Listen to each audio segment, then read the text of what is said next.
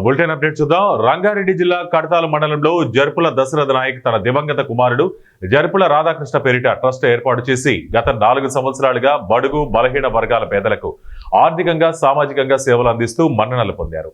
నేడు జర్పుల రాధాకృష్ణ 5వ వర్ధంతి సందర్భంగా రాధాకృష్ణ ట్రస్ట్ ద్వారా జర్పుల దశరథ నాయక్ కడతాల మండల కేంద్రంలో కార్యక్రమం ఏర్పాటు చేశారు. ఈ కార్యక్రమంలో కల్వకుర్తి షాద్ నగర్ ఎమ్మెల్యేలు జైపాల్ యాదవ్, అంజయ్యలు పాల్గొన్నారు. రాధాకృష్ణ వర్ధంతి వేడుకల సందర్భంగా ఎమ్మెల్యేలు మాట్లాడుతూ ట్రస్ట్ సేవలు మాటల్లో చెప్పలేనివి, వెలకట్టలేనివని ట్రస్ట్ వ్యవస్థాపకుడు జర్పుల దశరథ నాయక్ను ఉద్దేశించి కొనియాడారు. ట్రస్ట్ వ్యవస్థాపకుడు జర్పుల దశరథ నాయక్ మాట్లాడుతూ తన కుమారుణ్ణి ట్రస్ట్ సేవల రూపంలో ప్రజల గుండెల్లో చూసుకుంటున్నారని భావోద్వేగంతో తెలిపారు. ప్రత్యేకంగా బడుగు బలహీన వర్గాల కోసం ట్రస్ట్ నిబద్ధతతో పనిచేస్తోందని తెలిపారు. నిరుపేద కుటుంబాలకు ఒక్కో కుటుంబానికి 5,000 చొప్పున 6,85,000 ఆర్థిక సహాయం అందించారు. ట్రస్ట్ పేద మైనార్టీ విద్యార్థుల విద్యాభివృద్ధికి పెద్దపీట వేస్తోందని తెలిపారు.